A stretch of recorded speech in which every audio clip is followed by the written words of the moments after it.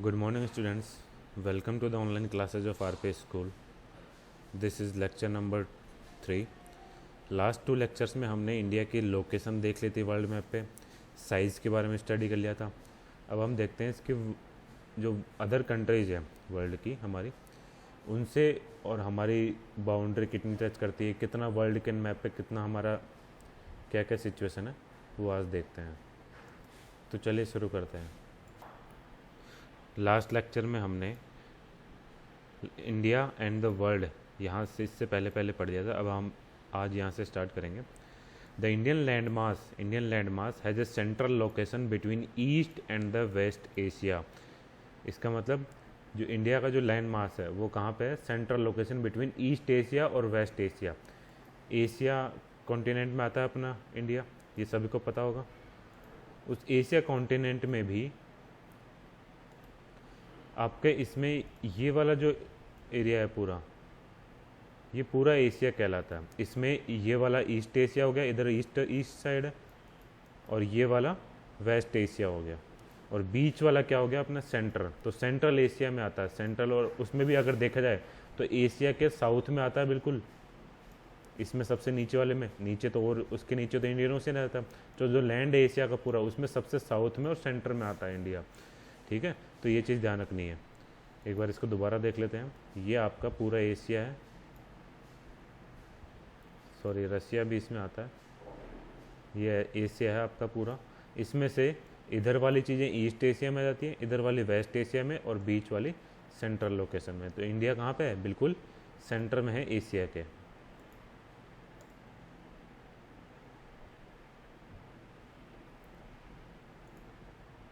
India is the south ward extension of the Asian continent. अभी हमने देखा था कि जो एशिया पूरा कॉन्टिनेंट था उसके साउथ में की तरफ जाता हुआ दिखता है. The trans Indian ocean routes which connect the countries of Europe in the West and the countries of East Asia.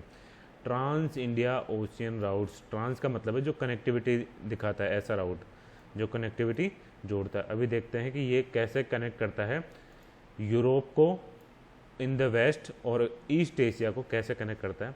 चलिए देखते हैं इसको. ये आपका हो गया इधर वेस्ट यूरोप, इसको और इस ईस्ट एशिया को कैसे कनेक्ट करता है देखिएगा इसको ध्यान से.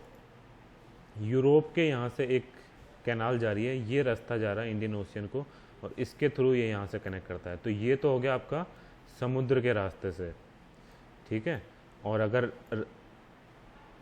लैंड के रास्ते से देखा जाए तो ये यहाँ से ऐसे कनेक्ट करता है. यानी कि दोनों तरीके से कोई भी आए, यूरोप का कोई भी आए, चाहे आपका ट्रेड के लिए, व्यापार करने के लिए आए जहाज़, या और किसी तरीके से आए, सभी को इंडिया से क्रॉस करके हुए जाना पड़ता है.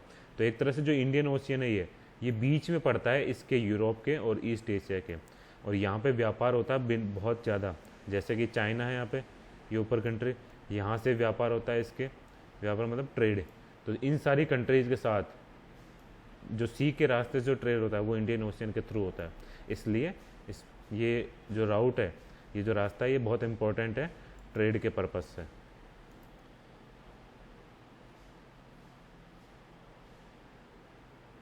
इन the West and the countries of East provide a strategic central location to India. यानी कि जो व्यापार हो रहा है दोनों के बीच में बहुत ज़्यादा, उसमें सेंट्रल लोकेशन किसकी है? इंडिया की. Note that the Deccan peninsula protrudes into the Indian ocean. Deccan peninsula हमने देखा था लास्ट लेक्चर में. पेनिनसुला क्या होता है? जो ऐसी वाटर बॉडी, जो ऐसी बॉडी, ऐसा लैंडमार्क जो 3 तरफ से वाटर बॉडी से घिरा हो, उसे पेनिनसुला कहते हैं. तो डेक्कन जो अपना नीचे वाला इंडिया का जो मैप में लास्ट नीचे वाला नक्शा है, ऐसा वाला, ये 3 तरफ से वाटर बॉडी से झुका, और ये किस में जा रहा है? इंडियन ओशियन में जाता हुआ दिखता है. ठीक है, Deccan peninsula protrudes into the Indian Ocean, thus helping India to establish close contact with West Asia, Africa, Europe and from the western coast and with South East Asia, East Asian. यानी कि हर जगह से हमें हर एक कॉन्टैक्ट स्थापित करने में ये डेक्कन पेनिनसुला बहुत इंपॉर्टेंट है. कैसा है एक बार मैप में दोबारा देख लीजिए. इंडिया की जो ये पोजीशन है नीचे जाते हुई ओशियन में, इसकी वजह से यहाँ इतना बड़ा एरिया हमें मिल जाता है पोर्ट बनाने के लिए. हम जितना भी व्यापार होता है, जितनी भी ट्रेड होती है, ओशियन के रास्ते से, मैरीटाइम जिसको ट्रेड बोलते हैं, वो पूरी सी के रास्ते से जो होती है वो इतना बड़ा एरिया मिल जाता है हमें पोर्ट बनाने के लिए। ठीक है, जो जितनी ट्रेड जाता होगी उतने ज़्यादा हमें पोर्ट चाहिए, और जितना ज़्यादा जगह होगी हमारे पास उतना ज़्यादा हम पोर्ट बना सकते हैं, उतना ज़्यादा व्यापार कर सकते हैं।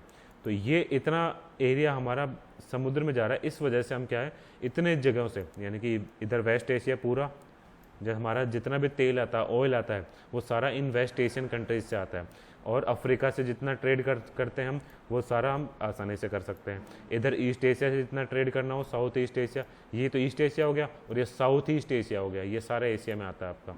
एशिया इतना बड़ा है ये, ठीक है, जो ये कलर में दे रखा है अलग अलग, ये पूरा एशिया है।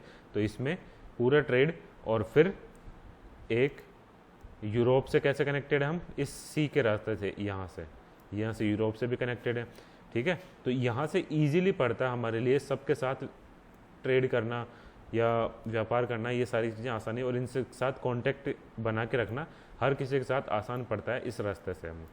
तो हमारी बहुत सही लोकेशन है स्ट्रेटेजिक काम की।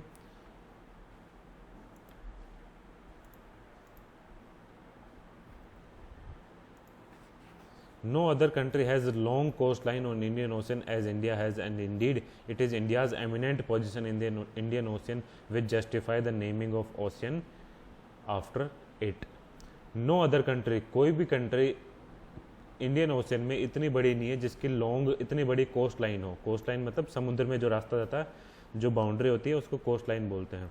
तो इंडियन ओशियन में एटलीस्ट कम से कम इंडियन ओशियन में तो ऐसी कोई कंट्री नहीं है जिसकी इतनी बड़ी कोस्ट लाइन हो, और इसी वजह से इंडिया की एमिनेंट पोजीशन है, यानी कि बहुत अच्छी पोजीशन है इंडियन ओशियन में। इसी वजह से ये जस्टिफाई करता है कि एक पूरा ओशियन, आपने कितने ओशियन पढ़े हैं, जितने भी ओशियन पढ़े हैं, केवल एक ओशियन ऐसा है जो किसी कंट्री के नाम पे है। तो बहुत बड़ी चीज़ होती है किसी कंट्री के नाम पे ओशियन होना। तो इसी वजह से जो इंडियन ओशियन है वो इंडिया के नाम पे क्यों पड़ा है, और इसी वजह से ये इतनी अच्छी पोजीशन होने के कारण इसको जस्टिफाई भी करता है कि इसका नाम इंडियन ओशियन होना ज़रूरी है। ठीक है, सिंस द ओपनिंग, एक फैक्ट दे रखा है, since the opening of Suez Canal in 1869 India's distance from Europe has been reduced by 7000 kilometre. मैंने आपको सुएज कैनाल बता दिया एग्जैक्टली, लेकिन मैप में नहीं बताया, तो मैप में भी देख लीजिए। जो ट्रेड रास्ता मैंने यूरोप के साथ बताया था आपको कि ट्रेड हम यूरोप से कैसे करते हैं, ये वाले रास्ते से। तो ये जो कैनाल है ना, यहाँ से जो एशिया और अफ्रीका के बीच में, इसको सुएज कैनाल बोलते हैं। ठीक है, यहाँ पे है एक छोटी सी कैनाल, इसकी वजह से ये पहले क्या बंद था, और 1869 में इसको खोल दिया गया, इसमें कैनाल बना दी, यानी कि नहर बना दी एक, जिसकी वजह से हम जहाज़ ले जा सकते हैं। तो इसके बाद से पहले क्या करते थे, पहले हम इतना घूम कर जाते थे, और अब केवल आसान से छोटा रास्ता हो गया हमारे यूरोप में जाने का। तो ये जो 1869 में जब ये कैनाल बनी, तो इसके बाद से हमारा रास्ता बहुत छोटा हो गया, इतना दूर हमको घूम के जाना नहीं पड़ता अब। ठीक है, तो एक फैक्ट है ये, ध्यान रखने हैं आपको, सुएज कैनाल बोलते हैं इसको। अब चलते हैं आगे।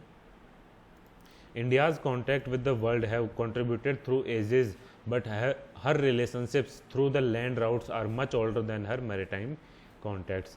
चाहे हमारा मैरीटाइम कॉन्टैक्ट कितना भी हो, पुराने टाइम पे यानी कि 1000 ईयर बिफोर या 2000 ईयर बिफोर, हम ओशियन के रास्ते से ट्रेड बहुत कम करते थे।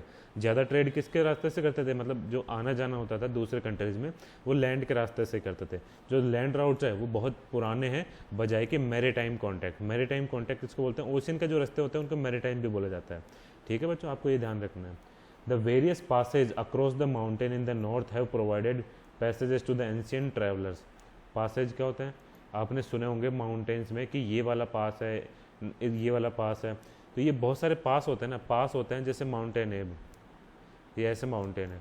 तो जो इनमें से जो लो वाले एरिया होते हैं, यहाँ से ये वाले हमारे को लोगों को आने जाने के लिए सही होते हैं, तो इन जगहों को हम बोलते हैं पासेज।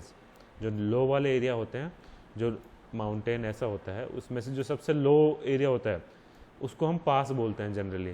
क्यों, क्योंकि हम वहाँ से आना जाना आसान होता है हमारे लिए। तो जो पुराने जो ट्रैवलर हुआ करते थे, जो भारत में आते थे, वो कहाँ से आते थे, इन्हीं पासेज में से आते थे। The various passes across the mountains in the north have provided passages to the ancient travellers while the ocean restricted such interaction for a long time. जो नॉर्थ में माउंटेन में जो पासेज हुआ करते थे, एंशियंट ट्रेवलर्स उन्हीं रास्तों से आते थे, जबकि ओशियन जो रास्ता था वो रेस्ट्रिक्ट करता था इंट्रैक्शन को। क्यों? क्योंकि पहले लोग जहाज़, बड़े बड़े जहाज़ नहीं हुआ करते थे, लोग जो समुद्र के रास्ते से आना नहीं जानते थे। उस समय की बात कर रहे हैं हम वहाँ पे। अभी आज के समय तो ओशियन के रास्ते से जाना बहुत आसान है, क्योंकि हमारे पास आसानी से बहुत सारे तरीके के जहाज़ है, छोटे हैं, बड़े भी हैं, माल ले जाने के लिए भी है, आदमी ले जाने के लिए भी है। तो आज के समय में तो बहुत सुविधाएं हैं ओशियन में, लेकिन पहले जब लोग नहीं जानते थे तो केवल लैंड के रास्ते से आते थे, ज़मीन के रास्ते से ही वो आना जाना होता था उनका। These routes have contributed in the exchange of ideas, commodities since ancient time. अब जब कोई बाहर से कोई एंशियंट ट्रैवलर आता था या घूमने आता था कोई, तो वो सिर्फ घूमने ही नहीं आता था, वो अपने वहाँ के तौर तरीके भी लेकर आता था। वो किस तौर तरीके से वहाँ पे के लोग रहते हैं वो हमें बताता था, वो हमें वहाँ की चीज़ें भी लेकर आता था, व्यापार करने आता था तो वहाँ के लैंग्वेज भी हमें सिखाता था, वहाँ के तौर तरीके भी हमें सिखाता था। तो एक्सचेंज ऑफ आइडियाज़ भी होते थे। इन इंट्रैक्शन की वजह से वो ट्रेड करता था, पैसे भी कमाता था, अपनी चीज़ें भी बेचता था और हमारे को अपने आइडियाज़ और हमारे आइडियाज़ वहाँ पे लेके जाता था। The ideas of Upanishada and the Ramayana, the stories of Panchatantra. तो आपने पंचतंत्र की स्टोरीज बचपन में बहुत सुनी होगी। पंचतंत्रा में स्टोरीज हमारी एनिमल्स की, लॉयंस की और इनकी बहुत सारी स्टोरी, रामायण की स्टोरी आपने देखी है हमारी हिस्ट्री में, और उपनिषद से बहुत सारे लिखे हुए हैं।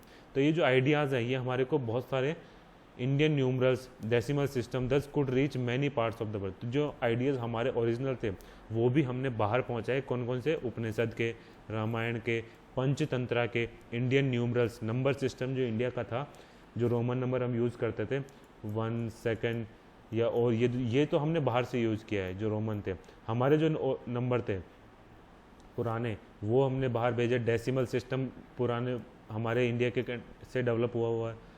तो ये सब हमने तौर तरीके बाहर वालों को सिखाए हैं, जो many parts of the world को हमने सिखाए हैं। द स्पीसीज, स्पाइसेज मतलब मिर्च मसाले। मुस्लिन एक कपड़ा होता है, कपड़े का टाइप होता है जो इंडिया के में ही बनता था पहले और बहुत महंगा बिकता था बाहर के बाज़ारों में। और यहाँ के जो व्यापारी हुआ करते थे, ट्रेडर्स, वो बहुत पैसा कमाते थे मसलिन कपड़ा बेचकर। स्पाइसेस मतलब मिर्च मसाले। मिर्च मसालों के लिए इंडिया कंट्री बहुत फेमस था पहले। जितने भी ट्रेड होते थे इंडिया से, यानी कि इंडिया से जो सामान बिकता था वो ज़्यादातर कौन सा बिकता था? स्पाइसेस, मसाले और मसलिन, जो क्लोथ का पकड़ा है। ये बहुत मुलायम कपड़ा हुआ करता था, इसलिए बहुत ज़्यादा विदेश में बहुत महंगा बिकता था ये। And other merchandise were taken from India to different countries. कौन कौन सी? मेनली कौन कौन सी हुआ करती थी? स्पाइसेज और मसलिन। ठीक है। On the other hand the influence of Greek sculpture and the architect style of dome and minarets from West Asia can be seen in different parts of our country. तो ये तो था हमने जो हमारी कंट्री से बाहर भेजा, और हमने दूसरे लोगों से क्या सीखा है? ग्रीक स्कल्पचर, मूर्ति बनाने की कला ग्रीक लोगों से। आर्किटेक्चर स्टाइल ऑफ डोम, जो मकान बनाने की डोम जो हुआ करता था मकानों पे या बिल्डिंगों पे या बड़ी इमारतों पे, वो आर्किटेक्चर स्टाइल हमने बाहर से सीखी। और वेस्ट एशिया मिनारेट्स, मीनारे बनाना वेस्ट एशिया चीज़ें जो हमने कई बार तुमने बड़ी बड़ी इमारतें देखी हैं उनके आसपास ऐसी मीनारे देखी है, तो ये मीनारे हमने वेस्ट एशिया से देखी है कि वहाँ पे ऐसी मीनारे, तो हमने भी यहाँ पे अपनी बिल्डिंगों में बनानी स्टार्ट की। तो ऐसी कई चीज़ें हैं जो हमने बाहर वालों से सीखी और कई चीज़ें हमने अपने यहाँ से वो सीख कर गए। India occupies an important strategic position in south Asia. आपने एशिया देखा है पूरा कॉन्टिनेंट वर्ल्ड मैप पे, उसमें साउथ एशिया में इंडिया है। India has 28 states and 9 union territories. 28 states से इंडिया में, बीच में अभी 29 हो गए थे और अभी वापस 28 हो गए हैं जम्मू कश्मीर को जब हमने स्टेट को हटाया। और 9 यूनियन टेरिटरीज की जगह कितनी यूनियन टेरिटरीज अभी? 11 हैं, लेकिन आपको अभी 9 ही याद में रखनी है। ठीक है। और एक्चुअल में कितनी हो गई है? 28 स्टेट्स और 11 union territories.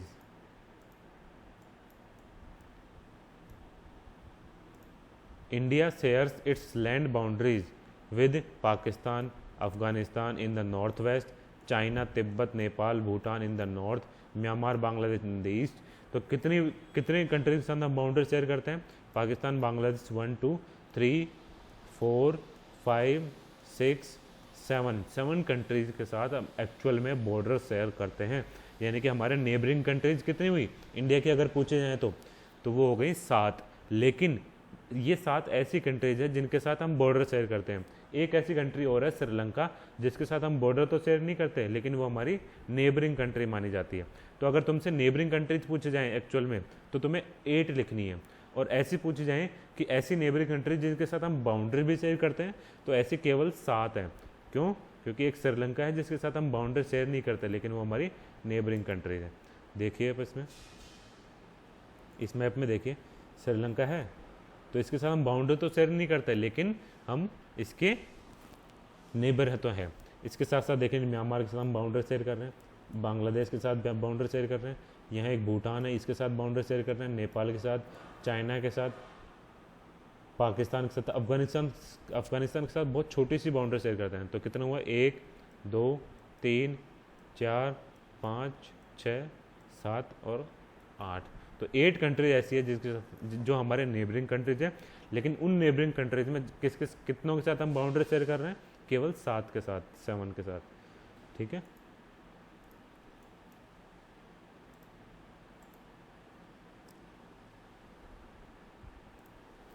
on the southern neighbors across the sea consists of 2 island countries। South में 2 आइलैंड कंट्रीज है हमारे, जिनके साथ हम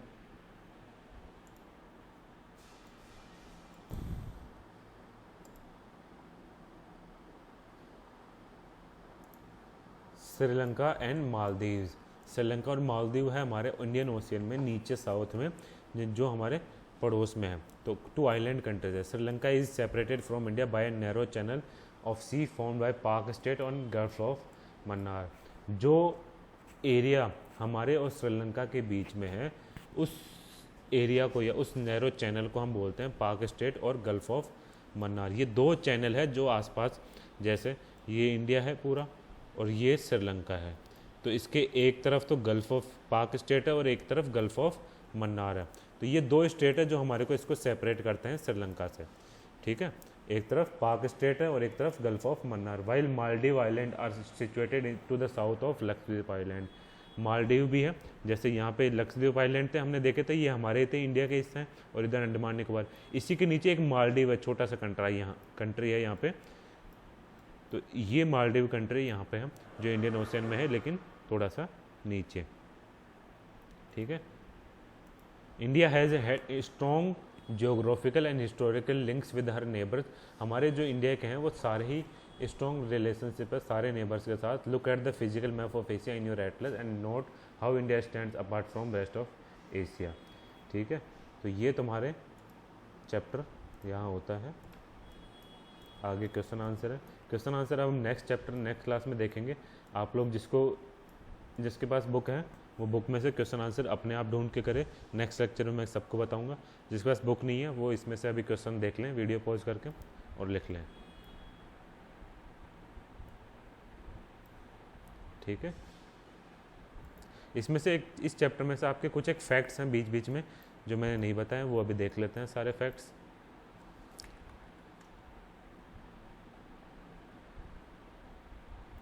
पहला है आपका, southernmost point of Indian union Indira point got submerged under sea water in 2004 during tsunami.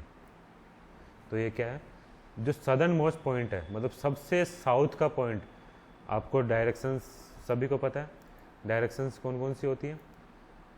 Directions होती है, ये ईस्ट है, NEWS न्यूज़। ठीक है, तो ये वाली साउथ है। तो इसमें से इंडिया में सबसे साउथ पॉइंट कौन सा? सबसे साउथ वाला। तो सबसे साउथ वाला पॉइंट इंडिया का मेनलैंड का अगर देखा जाए, इंडिया मेनलैंड का, तो वो तो यहाँ होगा, और वो है कन्याकुमारी जो आपने सुना है। लेकिन अगर पूरे इंडियन यूनियन का पूछा जाए तो इंडियन यूनियन में तो हमारे अंडमान निकोबार द्वीप भी आते हैं। तो उसमें से सबसे साउथ पॉइंट इसका होगा, अंडमान निकोबार का, जो है इंदिरा पॉइंट। ठीक है, इंदिरा पॉइंट कहाँ का है? अंडमान निकोबार का। और वो क्या है, 2004 में सुनामी आई थी और उस सुनामी में पूरा अंदर डूब गया था वो। लेकिन हमारे अगर पूछा जाए तुमसे कि सदर्न मोस्ट पॉइंट यानी कि सबसे साउथ वाला पॉइंट इंडिया का कौन सा है, तो आपको क्या बताना है? इंडियन यूनियन का। तो आपको लिखना है इंदिरा पॉइंट। लेकिन अगर आपको पूछा जाए कि इंडियन मेन लैंड का सबसे सदर्न मोस्ट पॉइंट कौन सा है, तो वो कन्याकुमारी बताना है। ठीक है, ये आपका फैक्ट है। सेकंड फैक्ट है आपका, ये तो फाइंड आउट है। स्वाज कैनाल ये वाला मैंने बता ही दिया आपको, डू यू नो। ये है before 1947 there were two types of state in India, the provincial and princely states. Provinces were ruled directly by British officials who were appointed by Viceroy. Provincial states were ruled by local hereditary ruler who acknowledged sovereignty in return for local autonomy. ये आपके history में भी आएगा। यहाँ आपको सिर्फ ये याद रखना है समझने के लिए कि 1947 से पहले दो प्रकार के स्टेट हुआ करते थे। जैसे अभी है ना अपने स्टेट्स और यूनियन टेरिटरी, वैसे पहले भी हुआ करते थे प्रोविंस और प्रिंसियल स्टेट्स। प्रोविंस में ब्रिटिश गवर्नमेंट डायरेक्ट रूल करती थी, और डायरेक्ट रूल किन के द्वारा करते थे? ब्रिटिश ऑफिशियल्स के द्वारा। मतलब ब्रिटिश ऑफिशियल्स वहाँ पे रूल करते थे, किंग होता था एक तरह से। और जो प्रिंसियल स्टेट्स थे वहाँ पे हमारे लोकल प्रिंस, हमारे यहाँ के राजा रूल करते थे। तो दो प्रकार के होते थे, एक तो प्रोविंस में ब्रिटिश ऑफिसर्स रूल करते थे, और प्रिंसियल स्टेट्स में हमारे यहाँ के लोकल प्रिंसेस। ठीक है, तो ये आपके हो गए हैं फर्स्ट चैप्टर कंप्लीट। इसके क्वेश्चन आंसर आप कर लीजिए। आप वीडियो पॉज करके ये सारे क्वेश्चन लिख लीजिए जिसके पास किताब नहीं है।